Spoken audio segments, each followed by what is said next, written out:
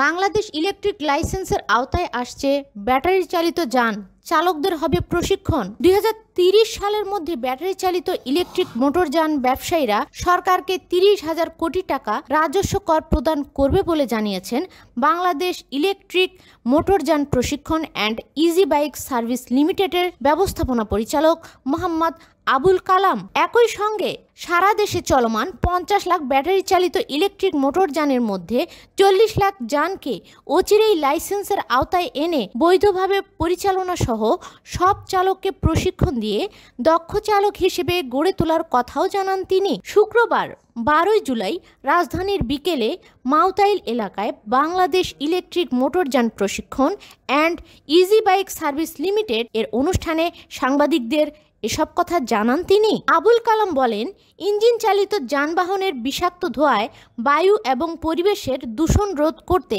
প্রধানমন্ত্রী নিজেও ব্যাটারি চালিত ইলেকট্রিক মোটরযানকে বৈধ ঘোষণা করে শৃঙ্খলার আওতায় আনার নির্দেশ দিয়েছেন। তাই প্রধানমন্ত্রীর নির্দেশ বাস্তবায়ন করতে সব ইলেকট্রিক মোটরযান এবং চালকদের BRT এর লাইসেন্সের আওতায় এনে আমরা বৈধভাবে পরিচালনা করব।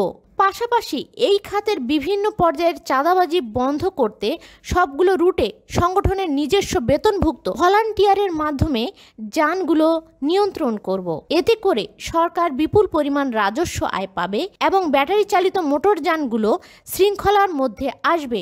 অনভিজ্ঞ চালকরা প্রশিক্ষণ পেলে দুর্ঘটনাও অনেক কম হবে।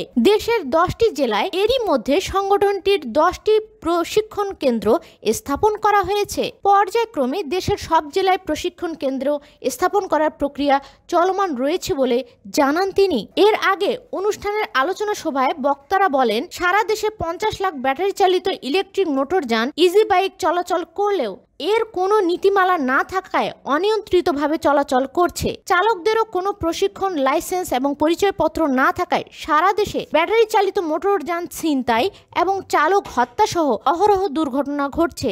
এছাড়াও এই খাত থেকে সারা দেশে প্রতিদিন শত কোটি টাকা চাঁদাবাজির কারণে সরকার বিপুল পরিমাণ রাজস্ব হারাচ্ছে। তাই ব্যাটারি চালিত মোটরযানকে সরকারের নীতিমালার মাধ্যমে বৈধভাবে পরিচালনা করতে হবে। সংগঠনের কেন্দ্রীয় কমিটির সভাপতি হিসেবে উপস্থিত ছিলেন GM আরমান এবং তিনি অনেক সুন্দরভাবে সভাপতিত্ব করেন এবং এ সময় আরও উপস্থিত ছিলেন বাংলাদেশ ইলেকট্রিক কেন্দ্রীয় পরিচালক অ্যাডভোকেট জাহিদুল ইসলাম।